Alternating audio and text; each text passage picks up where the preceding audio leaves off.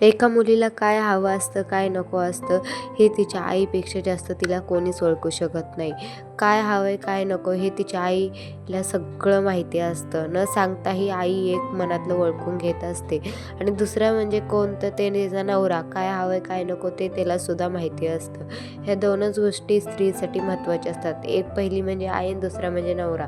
यांच्याशिवाय स्त्रियांचं कोण नसतं आणि यांच्याशिवाय स्त्री जगण्याचा विचार पण करू शकत नाही. माझं पण तसंच आहे. ह्या दोघांशिवाय माझं ना आयुष्यच नाही आहे असं मी सांगेल तुम्हा सर्वांना.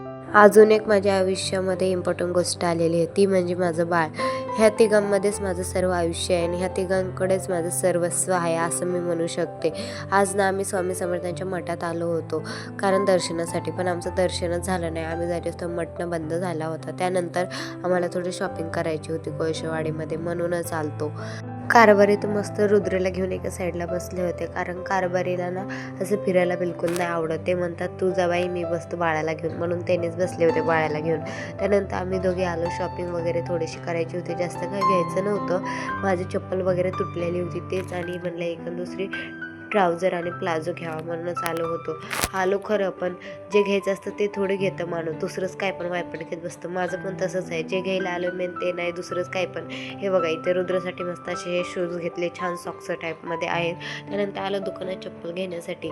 चप्पल एवढ्या बघून असं वाटत तर सगळंच घ्यावं की काय, पण म्हणलं आपल्याला डेली यूजसाठी पाहिजे तर साधीच घ्यावं म्हणून साधी चप्पल घेतली. आणि बाबड्याला ही चप्पल घेतलेली आहे. बघा किती स्वेट दिसते ना माझं पिल्लू. माझ्या पिल्लूला आजपर्यंत चप्पल नव्हती घातली, आज पहिल्यांदा घातली. त्यानंतर थोडेसे मंचुरियन खायला आलो.